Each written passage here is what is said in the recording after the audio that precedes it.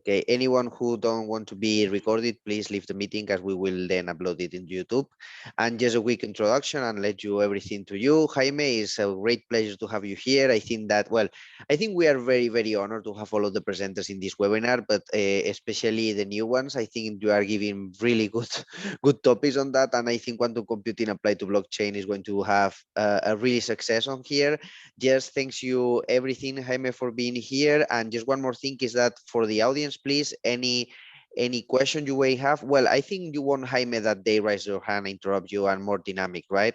Yeah, I'm happy to have dynamic sessions. So Okay. I encourage you to just open your mic and comment.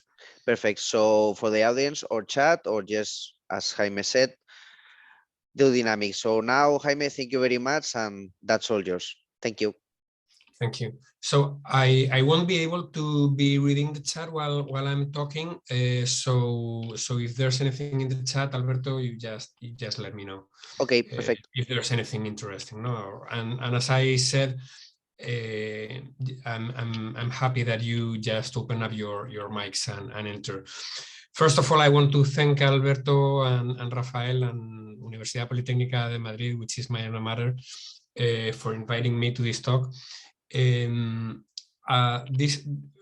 me, this talk is quite different. I have to recognize that I'm a little bit afraid, because if you've heard me talk before on other sessions, I typically tend to do very divulgative talks to all kinds of audiences, so that people can understand, even with no knowledge at all, can get into a general understanding on what's going on with some level of detail, but not entering, for instance, I explain cryptography with no maths and things like that. But since this is a master in quantum computing, I thought that I would enter into details that I normally do not enter into. And I'm not gonna explain quantum, because I'm assuming that people here already know quantum computing maybe more than I do, no? But normally I find that there's a lack of detailed understanding of what happens with cryptography, even from people working in cryptography. And so I wanna I wanna provide you today with a bit of deeper knowledge of what's going on in cryptography, linking that into quantum computing, and then from probably a business perspective, understand what should we be doing in the future. So let's go for it. I'm gonna start sharing now my screen. Let me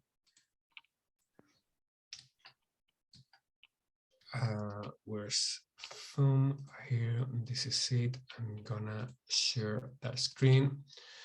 Okay. Now we can see it, Jaime, perfectly. Okay, there we are. So thank you very much. Let's go for it. There you got my contact details. Feel free to reach me. So first, a little bit about me. I'm Jaime Gómez. I got a Bachelor in Science in Telecommunications Engineering. I started my interest in cryptography in 1994. I participated in the Cypherpunks list because I made my end of engineering thesis on anonymous digital cash, something that later became blockchain. So this is why today I'm working in blockchain, because this is in fact what I wanted to work in when I finished my studies. No? And at that date, one of my main books in its second edition, in fact I used the first edition. It says that with regards to the risk of quantum computing to cryptography, the second edition was after 1994. In the first edition, source algorithm didn't exist. But in the second edition, this is what Bruce Snyder said. However, the consensus is that quantum computers are compatible with the fundamental laws of quantum mechanics. However, it is unlikely that a quantum factoring machine will be built in the foreseeable future, if ever. So things have changed a lot. and you never can tell. So this is why we are here today. Apart from that, I'm as a fun fact, I'm the Spanish champion of Carcassonne, a strategy board game. So if you wanna ever play with me, play. However, I am not playing online because I'm tired of screens. And I'm head of quantum and architecture at Crypto and Blockchain Center of Excellence in Santander. I love photography and I love sailing laser dinghies. So if you need to keep with one message because you are in a hurry and you do not want to stay here until 9, just listen to this video from NIST. What's going on? Here we go again. Wait a minute. What is this quantum thing? Is this Y2K all over again? I hope my files are safe. My stuff, my Passwords, my personal info, my emails, my texts. my photos, all of my messages, my data. Not another upgrade. How much is this going to cost? Quantum. Relax. We know.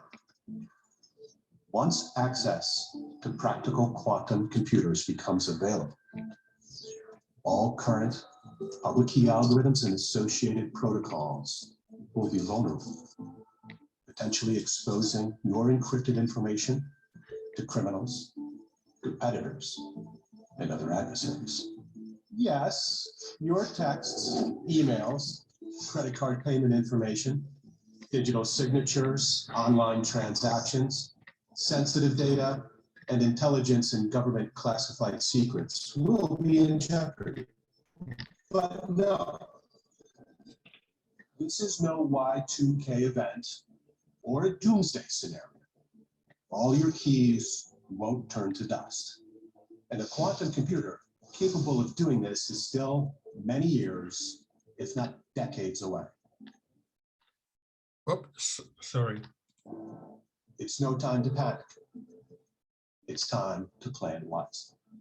For over 50 years, NIST has set the standards in cryptography, from DES to triple DES to AES, and post-quantum encryption will be the same. We are working with the brightest minds, government, academia, and industry from around the world to develop a new set of encryption standards that will work with our current classical computers while being resistant to the quantum machines of the future. These new standards will be released in 2024. So what should you do in the meantime? First, keep encrypting as you have done all these years. Second, follow our work and start thinking about what software and hardware you will need to replace once these new standards are out. Now take a breath.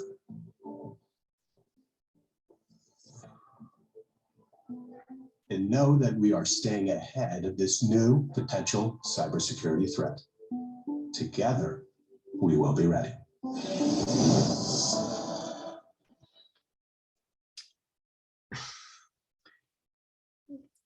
Okay, so now that I've spoiled the main messages of my talk, let's go for the details because we still got some time. So this is what I plan to cover with you here today. First, we'll do an intro to cryptography. Then we will analyze the threat. We'll talk about the solutions, the actions that need to be taken, and finally, as a side note, we'll talk about the impact to blockchain because there's a lot of doubts on this, no? So first thing, to put things into context, I'm going to be providing you with lots of figures and papers.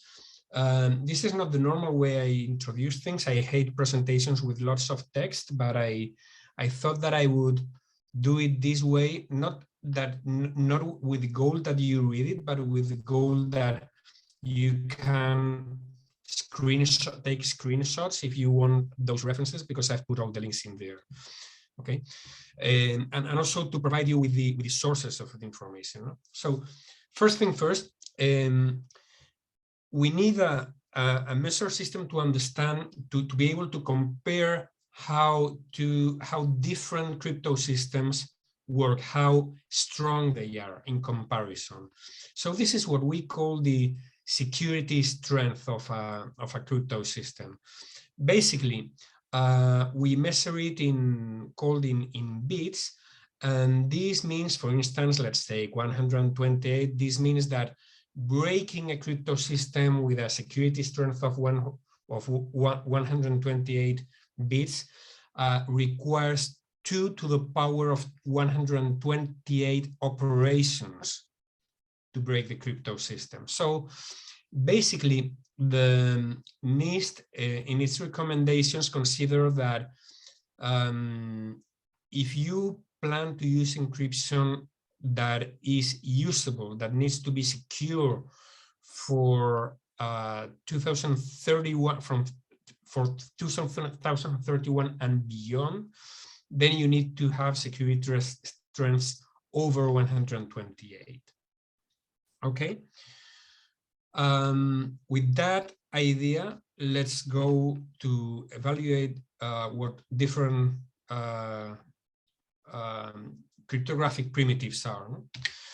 First is hash functions. Hash functions are tools that allow you to get a fingerprint of some kind of data. So let's assume that my data is a mouse, and so the fingerprint produces a fixed size data string. That size is dependent on the algorithm that I use. For instance, in SHA secure hash algorithm 256, it is 256-bit long. You know? But if instead of one mouse I introduce something different, for instance a cat, I receive a completely different string but of size. And if I introduce the cat but I get a different hash, then it means that this cat is different from that one, and that difference can be minimal because the hash function is completely different, even if the difference in the inputs is minimal. In this case, the difference is that this cat has a broken heart. I call it, if for Spaniards, I call it el gato de Alejandro Sanz porque tiene el corazón partido. It's got a broken heart. So as an example, if I input a bit 0, the SHA 256 hash is this.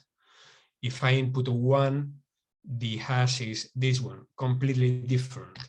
If I enter a very big text, even if it's terabytes, I also get 256 bits. And this text is different from that one. If you see, the hashes are different because this is an I, where here I think it is a J. So the security of the hash systems is based on you measure 3 different securities. One is called 3 different attacks. One is a collision resistance, so that you can't find 2 inputs that produce the same output. So that it has pre-image resistance, so that given a hash value, you cannot find its origin, its input. So that it would mean that you cannot revert the hash function. And also the second pre-image resistance, which is that given an input, you can find a different input that provides the same hash. So it's something like a mixture of the other 2 solutions. No? So for instance, SHA 256 has at minimum a collision resistance of 128, and hence it is secure for long-term encryption. And this is the hash algorithm that is used normally in most daily operations. However, you see that there are improved versions. Symmetric key cryptography, basically it is a box with a lock that you need a key to open it. So if Alice and Bob need to share a secret, need to send a message between them, then they encrypt the message with the key, and Bob can open the lock with using the same key. So here you just have one key to encrypt and decrypt the message. No? The algorithm that is most used today with regards to symmetric key cryptography is AES in its 256-bit flavor, which has a security strength of 256, and also, as you remember, is secure for long-term encryption. So let's see about quantum attacks to hash functions and symmetric key cryptography.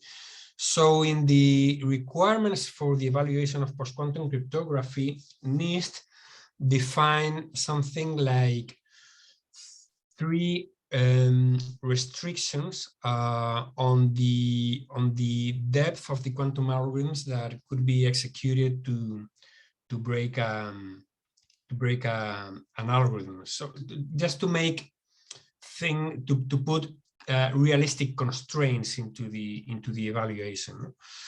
So basically, they created 3 different kinds of restrictions. One, that the number of logic gates that need to be run serially was 2 to the power 40, which they think would mean something like a 1-year processing for an envisioned realistic quantum computer. 2 to the power of 64 logical gates, which would mean something like the effort for 10 years work for a serial classical computer. And 2 to the power of 96, that would be the time used, which would require an ideal quantum computer that worked at light speed. It would require 1 millennium to complete all those operations. No? So this will put us into context, because we're going to see this. So remember, 1 year, 10 years, 1 millennium. So Michele Mosca, and we were going to talk about this guy later with some friends. They evaluated the resistance of secure hash algorithms versions 2 and 3 to pre-image attacks. So basically, they found out that the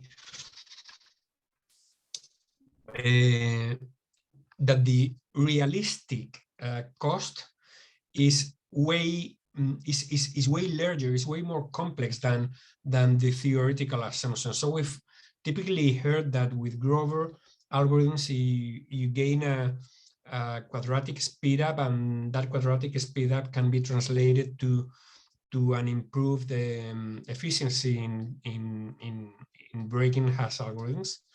But so they found out that under realistic conditions, that doesn't happen. So basically, what they say is that speed up is only achievable in ideal scenarios. If you see here this line, this column shows represents the amount of error correction that you need to introduce to your physical qubits. And this amounts the classical cost of breaking the algorithm. So if you see the quadratic speed up is only achievable when going with pure logical qubits, but the effort of error correction, including the effort of all the extra processing of Grover's algorithm, etc., makes for poorer ratios, even when under one, worse performance of quantum algorithms versus classical brute force search. With regards to time and resources, to break, let's stick with SHA 256. You would need approximately 6,000 logical qubits, which is a lot.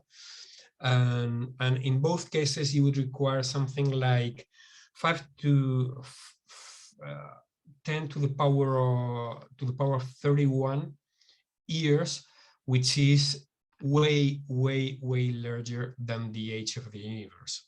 So basically, you can consider that this is not achievable. If you go for SHA-3, you see that you require a much larger number of logical qubits. With regards to symmetric cryptography, this analysis on AES also shows us similar results. The amount of quantum gates that you would need to be implemented remember, this was 1 year. For 1 year, you would need something like 10 to the power of 73 gates, which is larger than the number of atoms in the Milky Way. If you go to 1 millennium, if you assume that you can get 1 millennium of time to break the algorithm, you're gonna need a number very close to the number of atoms in the sun of quantum gates. So basically, you can think that this is also unachievable. So we can consider that those algorithms are quantum safe, and this is the general consensus as of today. So if the problem with symmetric key cryptography is that if Alice and Bob want to exchange their love letters, they got Eve, an eavesdropper in the middle, and Eve is trying to, by all means, to read their love letters. So in fact, Bob does not know how to send Alice the key to decrypt the letters. So we got public key cryptography that comes handy, where you have a special kind of lock, a lock that has 2 keys. One key, we're gonna call it private key, and the other key, we're gonna call it public key. So when you close the lock with one key, only the other one can open it, no? And vice versa, no? So what Alice does is she publishes her public key in a public place so that everybody knows it. The thing here is that from the public key, you cannot derive the private key, even though they are mathematically connected, as you will see soon. So Bob introduces the letter into the box, locks using the public key. Eve does not know the private key because it is only known to Eve, and only Eve can open the lock, read the letter, the love letter, and Eve just cries because she couldn't succeed. But can you imagine what happens if Eve puts in a letter and closes the lock with her private key? Basically, if she closes the box with her private key, anyone using the public key would be able to open it. But whoever opens the lock would know that only Alice was able to have closed that box. So basically, by inventing public key cryptography to solve the key exchange problem, cryptographers discovered a way to create signatures. So, because the message that is encrypted using the private key can be verified by everyone, and everyone can see that that encryption could only be produced by the owner of the private key. So basically it becomes a signature. So this was invented by these two guys, this one, which is Whitfield Diffie, and this one, which is Martin Hellman. I had the pleasure of meeting Martin Hellman in the Polytechnica University years ago. I'll go into explaining a little bit what their Diffie-Hellman key exchange is.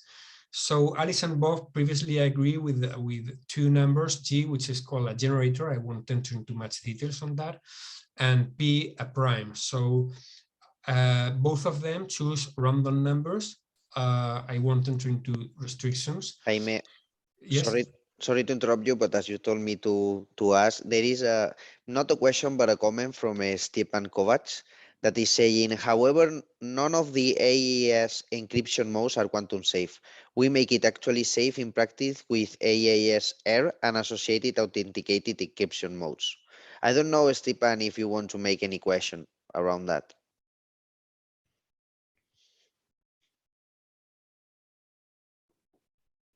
Okay.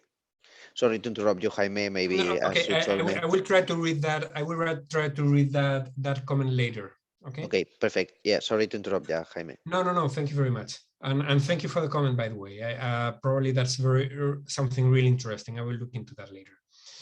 So so basically, Alice takes G to the 8th power modulo P, and Bob takes G to the 5th power modulo P, and they exchange the results of their calculations. So then Alice, who knows G to the 5th power because she's received it from Bob, she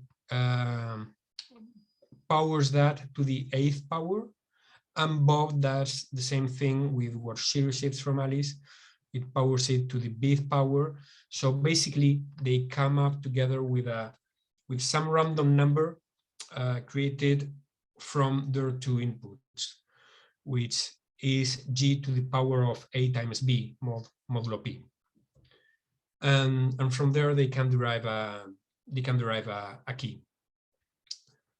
So this was shortly followed in 1972 by these three guys, Rivers, Sharmir, and Edelman, who created the RSA crypto system.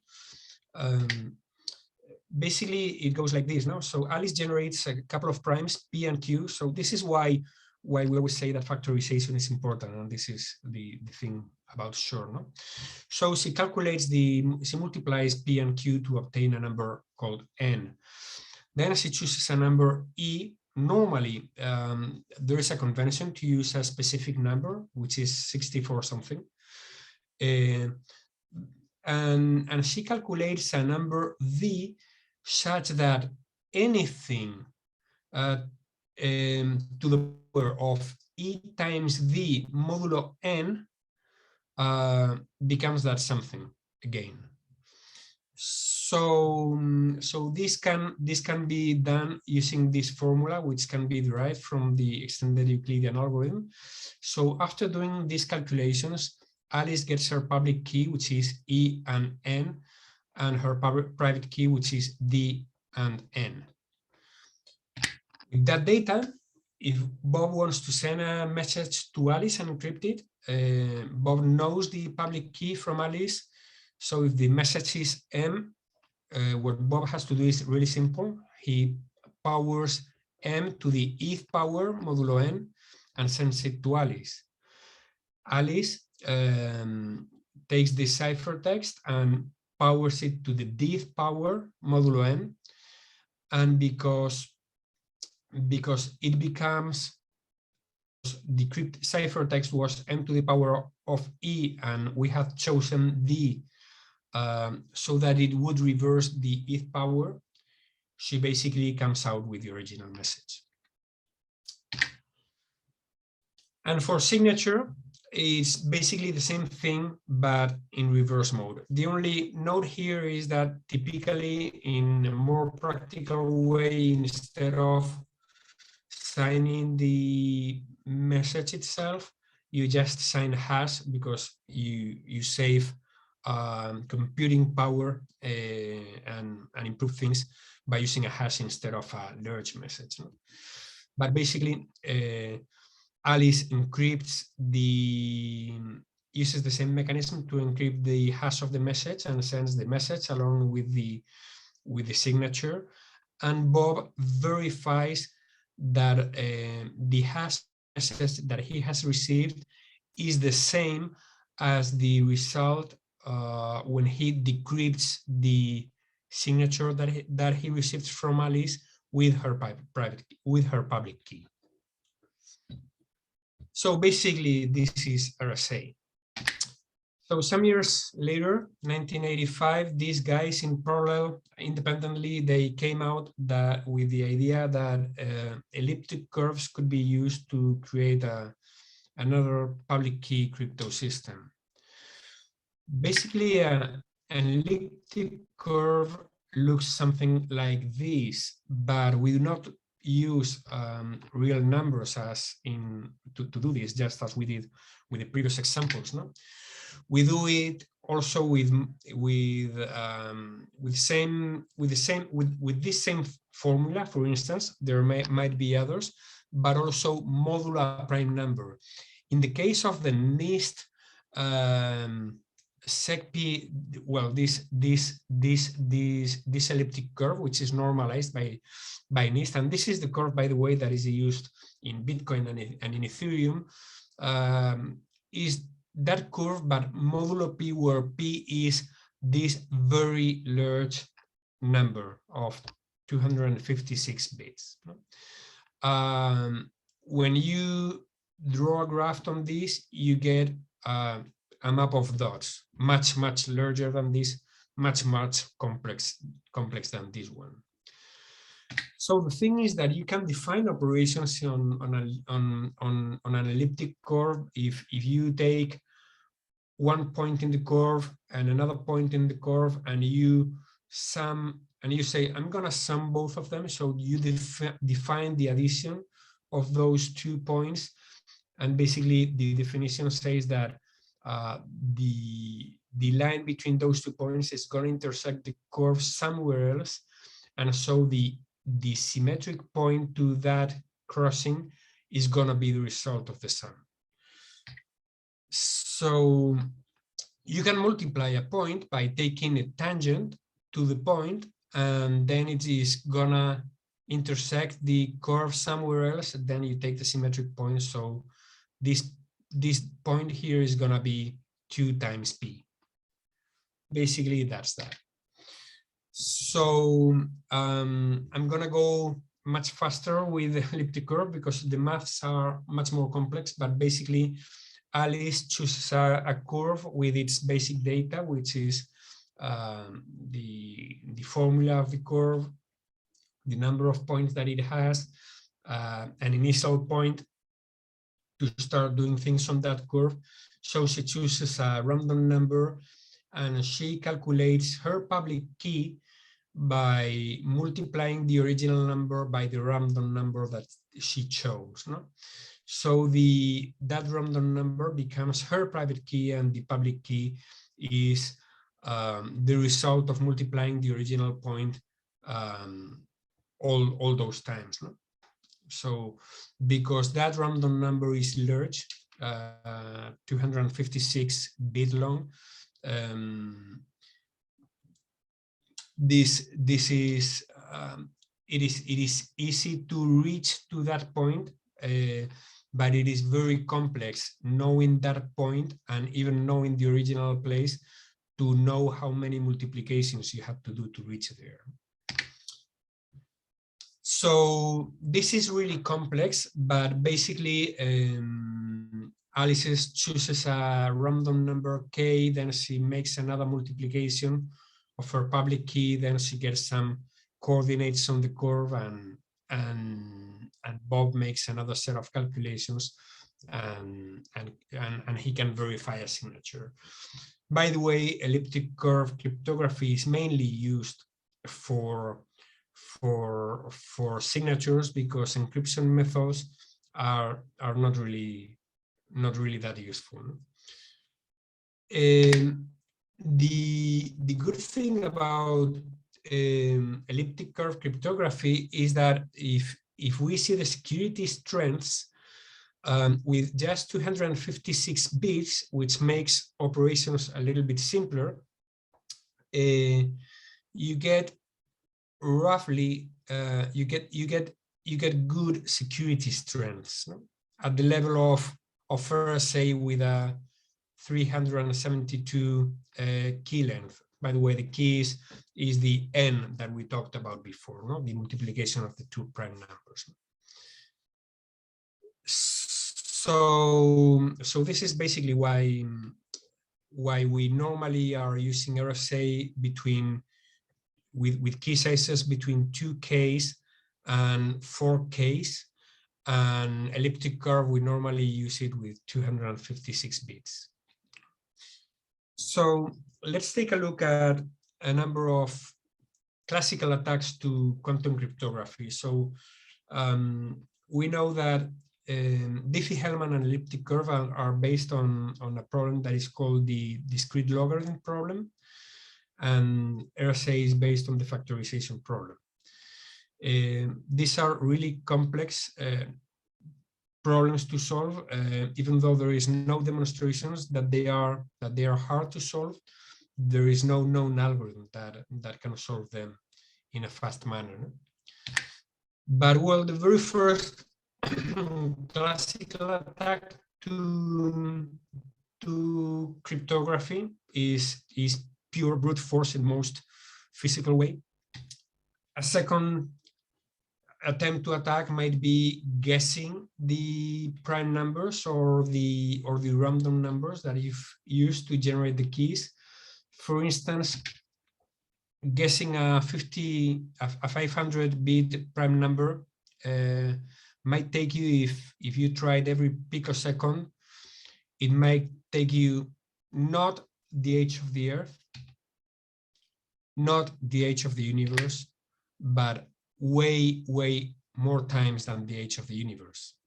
So guessing is not a good idea.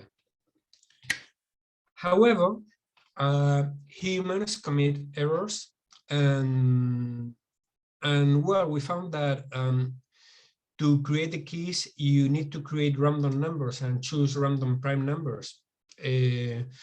So many times we do not have good random sources, good sources of entropy. So we generate poor keys, and it can be seen that if you go looking for public keys available in the internet, and whenever you go to anywhere with encryption to a secure page, you're using a public keys. Public keys can be seen anywhere, and you can find that public keys sometimes are reused. Not because they are reused, but because the systems generating the public keys tend to generate the same keys over and over again. But particularly for RSA, if the n is not the same, if only one of the prime numbers is the same between two keys, then you can generate the greatest common factor among those modula, and you can derive the primes from there easily. So there are weaknesses in key generation. So this is one thing where quantum computing or quantum technologies, in fact, can help by improving randomness in generation of keys and random numbers. Another thing is poor implementations where several times the generation of entropy has been poor. For instance, the Netscape browser a long time ago generated a small number of, well, all keys were generated from within a small number of a small universe. But you do not need to go that early in the internet times. Debian-based Linux systems for close to 2 years they were generating also keys within a small within a small area, no, of the possible numbers of the number space. This is a funny one. So I told you before that to generate an elliptic curve cryptography signature, you needed to choose a random number k. So the failover flow hacking team found that Sony's random number generation for that step was particularly weak. So basically they created a random number and reused it over and over again in different signatures. So if you do that, having two signatures, you can easily calculate the private key from the signer. This happened no less in the PlayStation 3. So the private key used by Sony to certify that the games were original was known. So you basically could create your game or create a forced copy of your game and assign it with the original Sony key, and the PlayStation 3 would accept it as original. And last but not last, but people tend not to maintain their keys, and this is a problem. So if you do not maintain your keys with time, they may get updated, known, whatever. And this is the best one. Just go to GitHub or to Pastebin and look for private keys, and you're gonna get some. There's a lot of people that happens to deploy their private keys along with their code. Things that happen. Shit happens. So let's go for the threat, and basically I think we all know that everything started with Peter Shor in 1994. Even before that, that nobody envisioned a way in which a quantum computer could be built. He designed his algorithm. The first proposal for building a quantum computer was by Juan Ignacio Cirac in that same year, a little bit later, who proposed an architecture based on cold trapped ions. So I'm not going to enter into Shor's algorithm, but just to explain for the curious that basically what it does is it takes the data in the public keys from both RSA or discrete logarithm crypto systems like elliptic curve, and create based on that a periodic function. When you have created the periodic function, you can use the quantum Fourier transform, which is efficient to calculate the period. And once you have the period, it is very straightforward to get the solution to your problem. In this case, this is for RSA, but as mentioned, it is not typically said, but Shor's algorithm is also good for elliptic curve cryptography. In fact, elliptic curve cryptography, as we will see later, will be broken way before RSA, just because the key size is smaller and it has a smaller hardware requirements. So there are a number of evaluations on how complex it is to deploy Shor's algorithm. This paper from 2015 calculates that, I think I didn't write it here, but I think this is for an RSA 2K key. It would need the estimated 110 days using 10 to the power 9. So I think that's in 1 billion, talking US. In Spain, we say 1 million of millions, 1,000 of millions. Trapped ions that would require something like 11 basket cores with their technology at that time. So they envisioned that it could be taken down to 10 days with 10 times less ions and I think I saw the other day another evaluation on this, that it could be taken down to a room something like 3 meters per 3 meters, so 9 square meters or so, medium-sized room. This study calculated that using 20 million noisy qubits, you could break the RSA 2 kilobit key in 8 hours. So as a summary, basically what we got is pending that comment that I will read later, but I've never found anywhere stating that AES 256 is not quantum safe. But basically, the public key cryptography that we use today is broken, and symmetric key cryptography and hash algorithms of 256 bits are safe. With regards to timing, there are a lot of references to this paper by Michele Mosca, and this is even referenced by NIST in their white paper for the post-quantum cryptography standardization effort.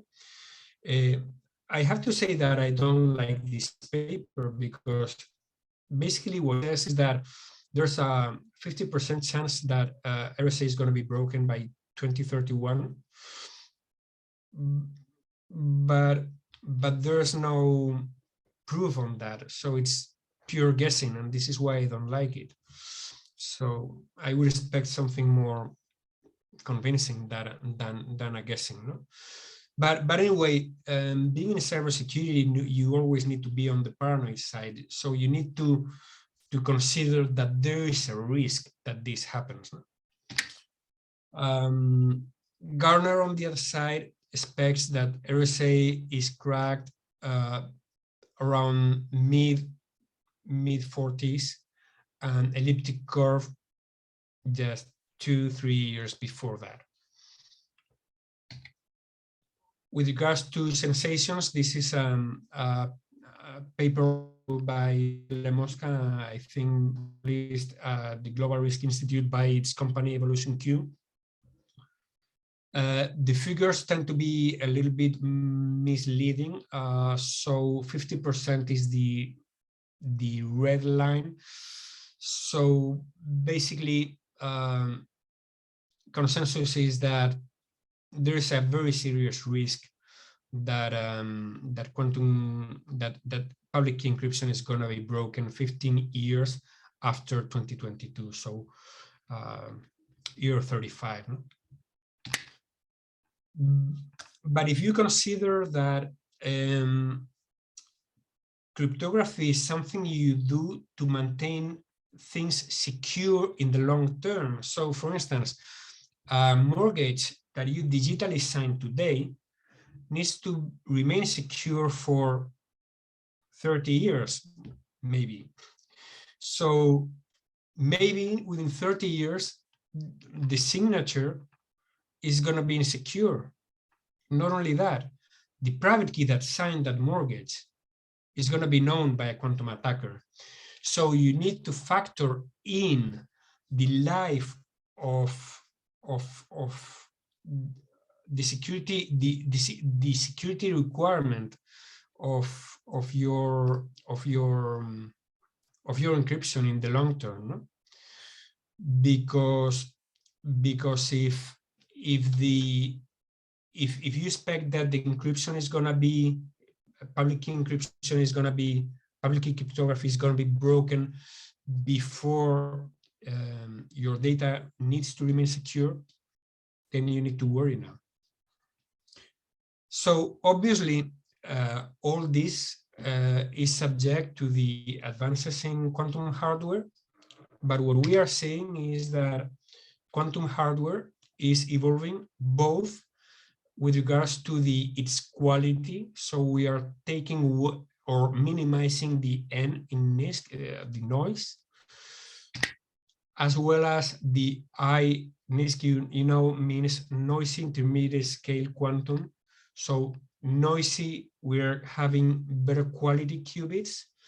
And with regards to intermediate scale, we are growing larger. The roadmaps seem to have tipped, and you see this line here is pretty much in line with Gartner's expectations, but you also see that the roadmaps might accelerate. So you can consider that maybe Michele Mosca is right, no? And as I said, cybersecurity be on the paranoid side. The National Agency for Information System Security of France basically has defined 3 phases for your mindset today. Phase 1, well, first thing is, you're going to see later, start thinking about this now. Main message. No?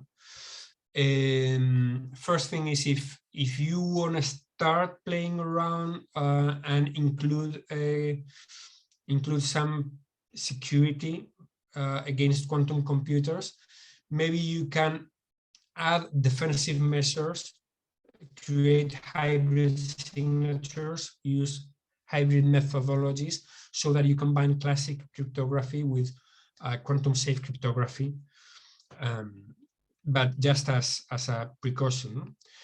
Phase 2, not earlier than 2025, you can start building on quantum safe cryptography. We're going to see why that date in a little while. And from 2030, probably we're going to have quantum safe algorithms deployed at wide scale, so that probably we will not be using classical algorithms. Basically, this is it. I see that in the slides I should have changed some order, because I should have explained the NIST post-quantum thing before this. But basically, I'm gonna explain this now. I'll go into that later. But NIST, the Standardization Institute in United States, they are standardizing quantum safe cryptography, as the guy in the video we saw before mentioned, and that standard is expected to be out in 2024. So the expectation is that we're going to spend some years after 2024 migrating to what is called post-quantum cryptography, which is no less than quantum safe cryptography that you can run in classical computers, but it cannot be broken by quantum computers. And then we can expect somewhere between 2030 and mid-40s that classical public key cryptography will be broken. So this leads us to what problems we might have, what I call the threat dimensions. The first dimension is confidentiality. So we are exchanging data over the internet, and by that people may capture that data. Today, no problem, it is encrypted. But maybe if that data is really sensitive, maybe somebody is taking the effort of capturing that data, harvesting it, to decrypt it later. And also we have data encrypted in backups, and that encryption might not be secure in the long term. No? The second dimension would be to authentication. We tend to authenticate with using cryptographic keys. We do that with our digital identity cards. We do that when we SSH into systems. We do that with blockchains. So maybe somebody will be able to recover our private keys and create fake credentials or sign malicious code to drive supply chain attacks. And third, to the legal history, we have already seen that. No, if we sign a contract today and that contract is long term, the private key that signed that contract is going to be known to a quantum attacker in the future, who will be able not only to manipulate the document, but who would be able to create fake documents with valid signatures. We also need to consider that it is not only that. So probably signing in the future with a key from today will simply not be accepted. Things also need to make sense, no? But you need to consider that these risks exist and assess how they might impact you.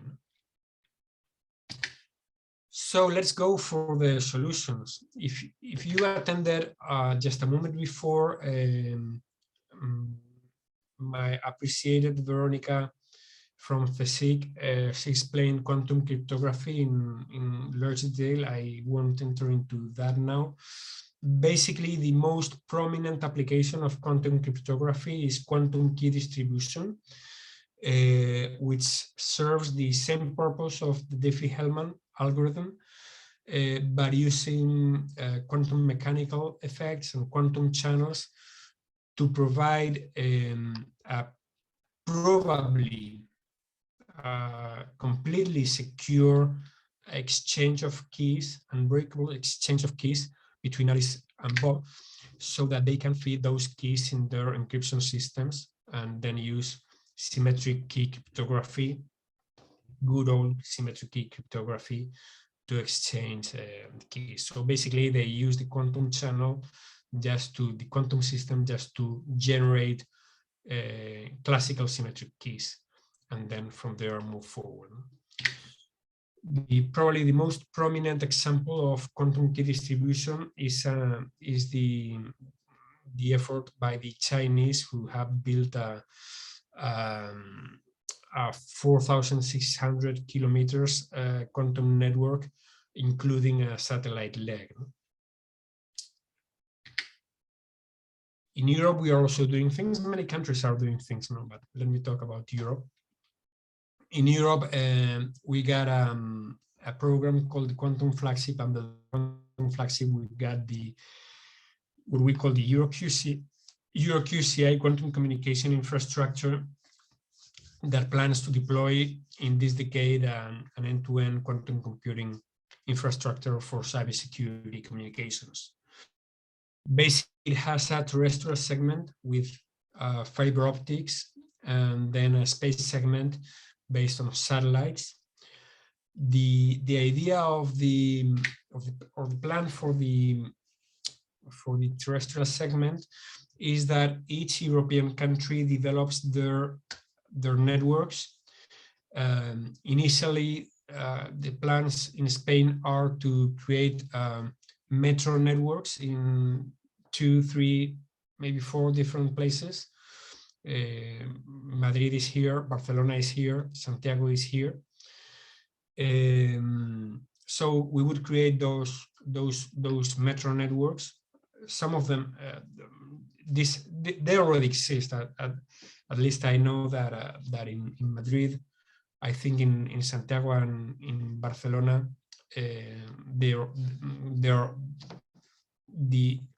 the seeds of these networks already exist. So later, medium term, the plan is to bridge those metro networks through fiber optics and also through satellite. And then longer term is that the European Union will interconnect the different national quantum networks of the different countries, participating countries. With regards to the space segment, the European Union has the plan to deploy a first low orbit satellite in 2023, and before 2026 have a constellation of 4 to 5 low orbit satellites. And also in Spain, we got the Caramuel mission. Caramuel was a mathematician from the, I think, 17th century in Spain, who made a lot of work in cryptographic and also in the binary system, binary numerical system. So basically, the Caramel system plans to launch as a hosted payload in a satellite that is going to be launched in 2025, a QKD module that would send entangled photons to the Earth.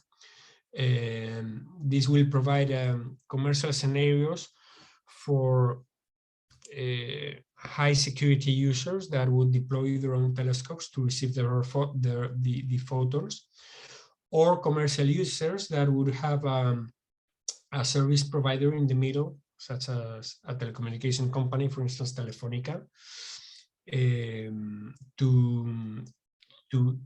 to provide the more complex infrastructure and just serve them the generated keys, in a secure manner. So the targets for this project are governmental users, military, critical infrastructures, and large corporations. The project was born as a consortia of 18 companies with the lead office Passat, and 2 more companies have joined recently. It is known, but since it has not been publicly announced, I'm not going to tell who they are. So the alternative to all that is post-quantum cryptography, what I mentioned before. Post-quantum cryptography, basically algorithms, software, mathematics that is believed to be secure against an attack by a quantum computer. The NIST started the standardization in 2016, and basically everybody is looking at NIST. The plan for this standardization project is to finish somewhere between 2022 and 2024. I've heard people saying that the standard will come out this year, but any comment I've heard from NIST, it mentions 2024, and the video I showed before mentions 2024. So we are now in the final phase, and these are the candidates that are there.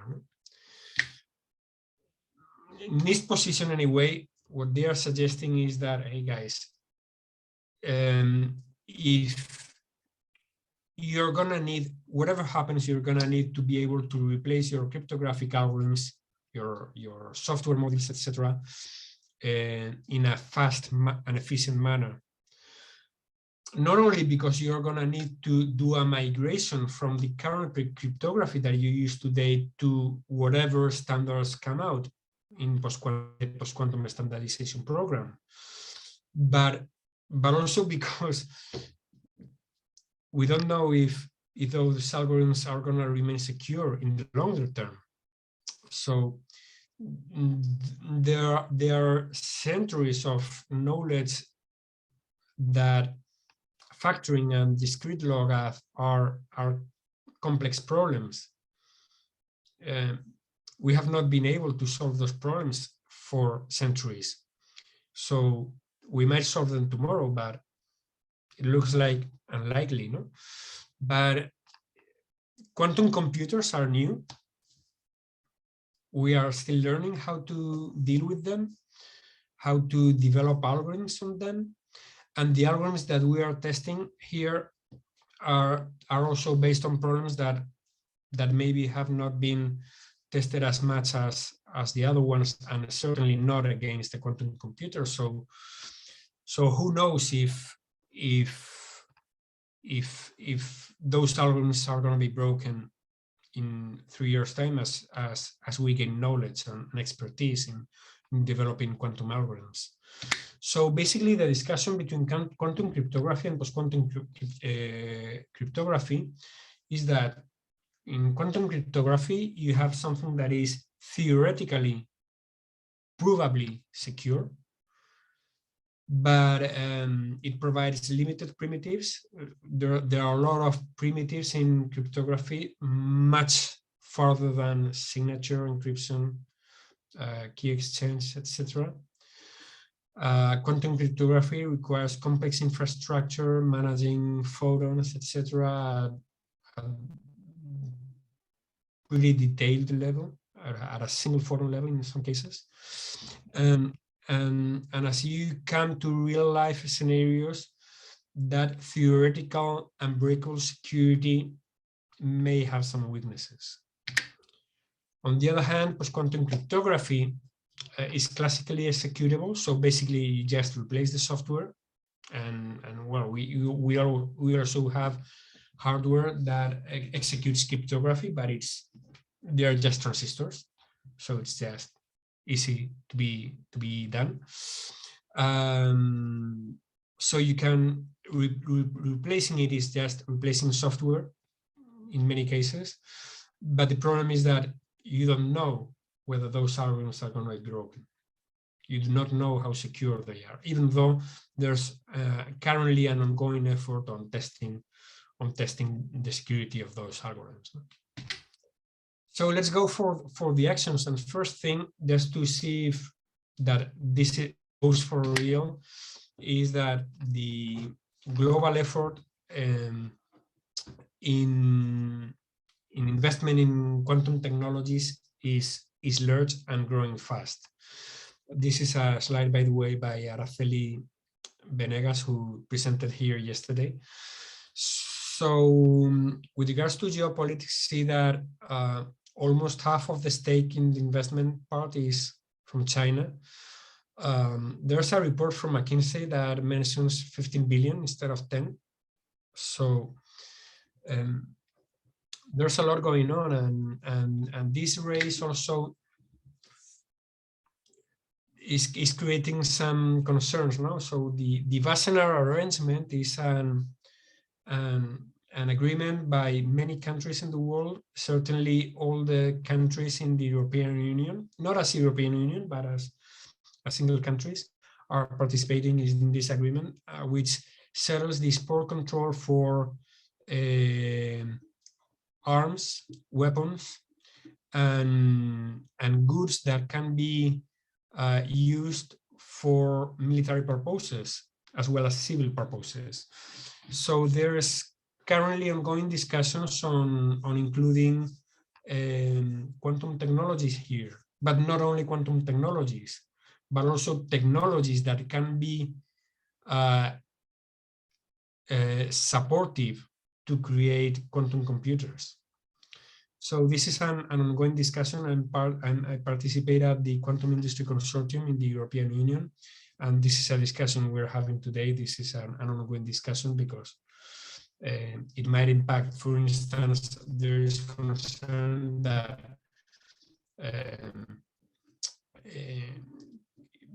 hardware to create cryogenic fridges might enter suddenly into this arena, because it can be used to create a quantum computer. It can support the creation of a quantum computer. So maybe we can see export controls on cryogenic fridges, which was something that didn't exist before. No? So how am I with time? I think I'm fine. So the White House recently sent a note asking all agencies in the United States to verify their crypto systems and report back. NIST has deployed. This is really good, because when they are finalizing the post-quantum standardization project, they're also launching a project to define best practices to migrate from classical cryptography to post-quantum. So this is starting. They are asking for comments. Take a look at this if you are interested, because probably this is a good place to learn from. So the National Security Agency from the United States on quantum cryptography and QKD, basically what they say is that they see that post-quantum is the way to go. Basically, quantum key distribution is complex and not applicable to all use cases. They're also stating that, well, you need to care today because cryptography, many times you use it for long-term security. So this is a risk that that you have today but impacts in the future, the fact that it impacts in the future may provide a sense of security. But no, if you do not care today, maybe you're going to be impacted in the future. No, so you should do anticipatory work to prepare to the transition. At least understand what you're gonna need to do to replace your existing cryptography. The National Cybersecurity Center from the UK goes on the same place, so they do not endorse quantum key distribution for security measures, and they encourage people to include the quantum threat in their long-term roadmaps. Same messages from the Agency on Information System Security in France, and also they encourage everybody to prepare for a gradual overlap, combining traditional public key cryptography with post-quantum cryptography as we evolve into quantum. So basically, I do not want to say that quantum key distribution is bad. I like, for instance, I like the Caramel project. I participate in the Caramel project, but for Spaniards, Spaniards will see what I mean with this image here.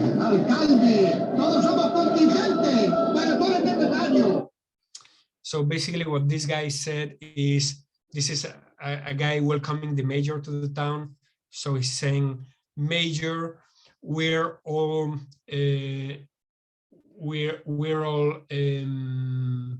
commodities, but you are a necessity. So my point, or my opinion, personal opinion here, is that QKD is good, but post-quantum cryptography is needed, because you're probably not going to be able to do QKD with your mobile phone, with a small IoT device, with your identity card, and we are using that cryptography today. So probably there's going to be some combination. QKD and post-quantum cryptography are going to live together for different applications, in instances even combined. But in my opinion, post-quantum cryptography needs to be made safe, and those uncertainties on the security of the algorithms need to be tackled, because post-quantum cryptography is simply a necessity. I also recommend this document by the Cloud Security Alliance, Practical Preparations for the Post-Quantum World. Basically, messages is, start educating yourself. Understanding quantum technologies is not easy. Then create a post-quantum project, people that concentrate in thinking about this, taking an inventory on your data protection practices. I have to say that the ISO 27000 does recommend you to have an inventory of the algorithms that you use, but does not ask you to have an inventory of where you're using those algorithms. So the problem is understanding where you're using cryptography. And the fact is that from a world where cryptography was basically not used in the 90s, cryptography is used everywhere today. So everything you do uses cryptography. So today, basically, we use cryptography by default. So replacing that is going to be a massive effort. So then comes a work of analysis, prioritization, where we need to focus first, etc., and then start implementing post-quantum mitigations, probably starting with hybrid approaches, etc., as we mentioned before. So let's go now to impact to blockchain. These are relevant documents that I would recommend you to read on. I'm going to go for all of these. If you don't have the time to take the screenshots, just do not hesitate to contact me later. I will be very happy to comment with you later on. With regards to proof of work, there's a lot of comments around about the consensus in Bitcoin is going to be broken.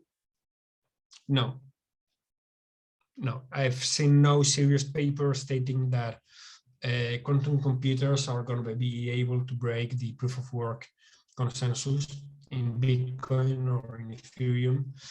Basically, we have seen that Grover's algorithm provides theoretically as a quadratic speedup, practically not that much. To solve the proof of work, you do not need to solve for big hashes, because you only need to solve a partial a part of the size of the hash. So we enter into that matrix we saw before, in the parts where Grover starts to have problems. No? And also these proof of work networks are backed by ultra efficient ASIC hardware that executes many times much faster than the clock time of a quantum computer. So the combined implications of the efficient ASIC hardware, the speed at the clock speed that they have, and the amount of mining the large amount of miners is simply something that cannot be tackled by a quantum computer alone. No? So having said that, the consensus is not at risk, let's go to the transactions, because here is where things matter. Transactions, let's see how a blockchain transaction works basically. So a cryptocurrency address is basically the hash of a public key, typically, because the first Bitcoin addresses were plain public keys. The transactions are basically sent to addresses. So the sender of a transaction does not need to know the public key of the recipient. He just needs to know the address. So something like the hash of the public key of the recipient, but not the public key. And the transactions need to be signed by the sender. And here is where we have the problem. So when you're going to sign, your public key is going to be known. So the moment you sign a transaction and send it to the network, you have to assume that everybody knows your public key. And until that transaction is not final, then you're at risk. Your signing key is at risk. So we got two kinds of attacks that are possible. One attack, the public key is known. So this can happen because of different reasons, mainly two. In the Bitcoin case, the first Bitcoin addresses were called these ones, which were paid to public key, are the blue line. So some of the original public keys in Bitcoin, which already exist, which hold a lot of money, a lot of Bitcoin,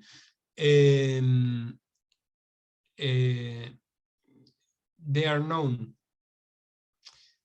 And also because the other option is because addresses that have sent some transactions, so the public key has been known, but then that address has some remaining funds. So, and there's a number of, even though it is regarded as a bad practice, it happens. It tends to be uncomfortable, because if you if you need to be changing your addresses over and over again, many times your wallets will do that for you, but in some cases it is not practical, no? or people just don't take the measure, no? So in the green and purple lines, you see addresses that have been reused and hold Bitcoins. So basically, the amount there's something like, according to this diagram, there's something like 4 million Bitcoins with known public keys. There's another report from the Royal Society that states this a little bit larger, and I've seen other studies that consider this a little bit larger, but basically 1/3 of the Bitcoins, according to them, seem to be available with a known public key. So if you get a quantum computer, you just crack the private key to derive the private key, take the money and leave. Attack number 2. Well, the attack number 1, you can avoid that by just depleting your address once you have used it. So you deplete it, that's it, no problem. But the second attack,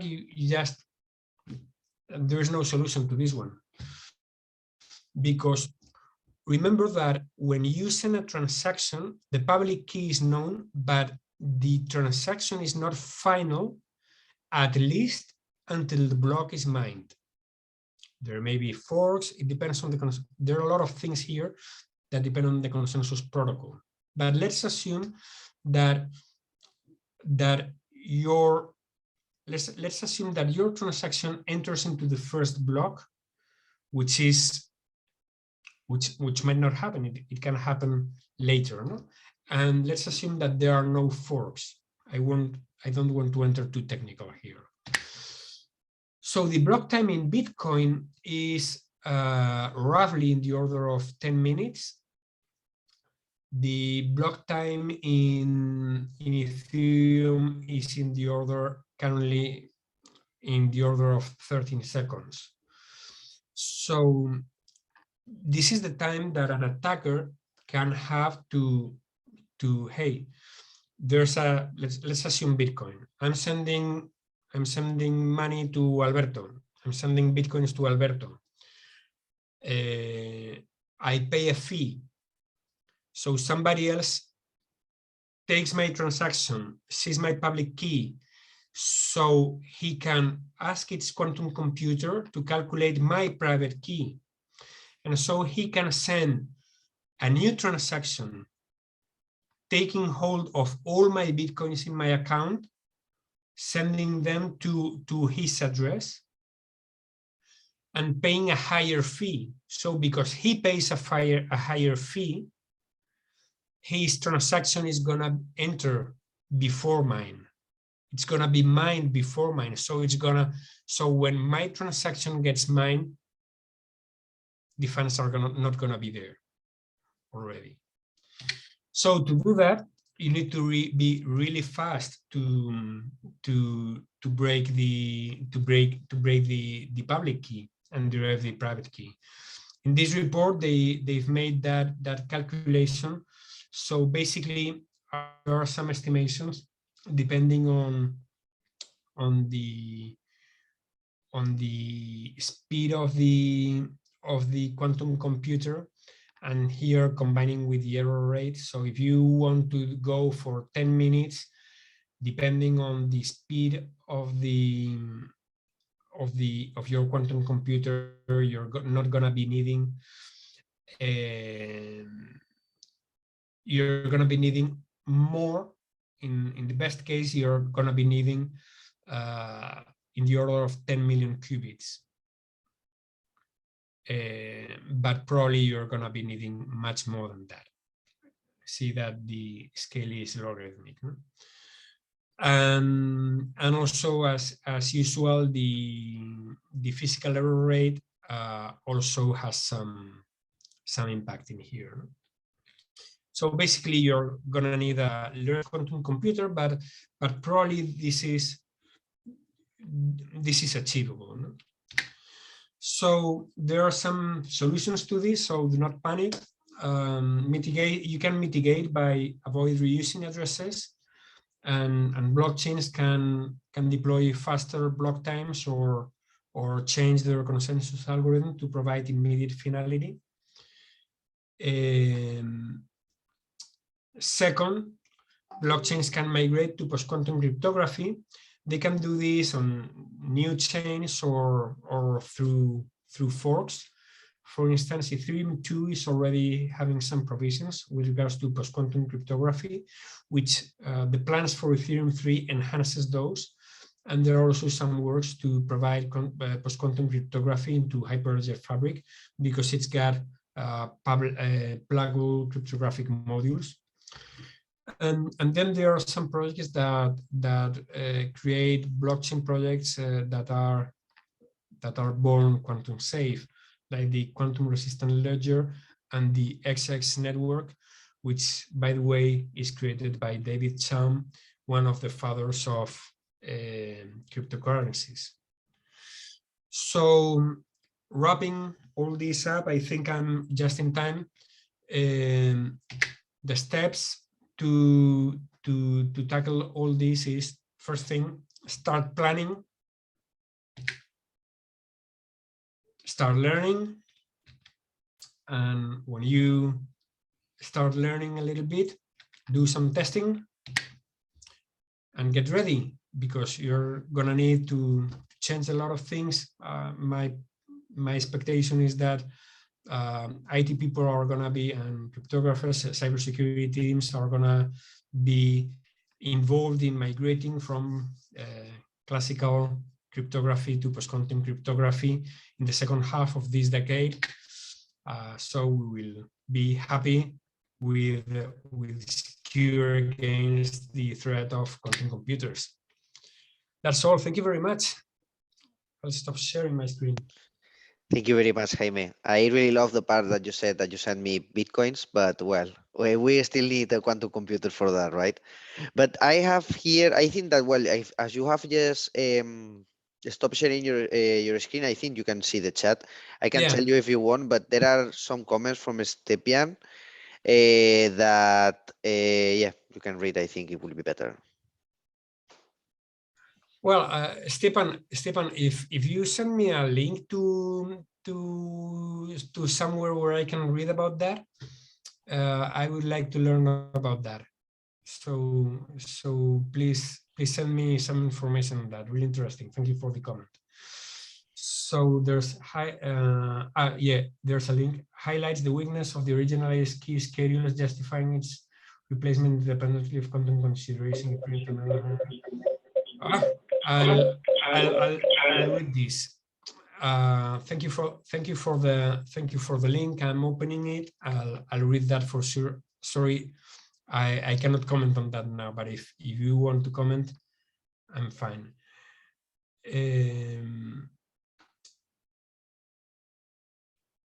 Thank you for the links on Quantum Safe 5G, and thanks. Okay, thank you very much, Stepan. I would really love to read it. Please send me an email or connect to me in LinkedIn. I would like to comment and learn on that. Perfect, thank you. Is there any question for Jaime?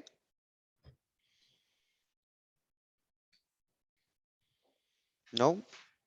There are no questions? Okay. I think it has been really, really interesting. Jaime, thank you very, very much for being here, and I hope next year we will see you again here. Yeah, I don't know. Are you going to make an evaluation of the talks?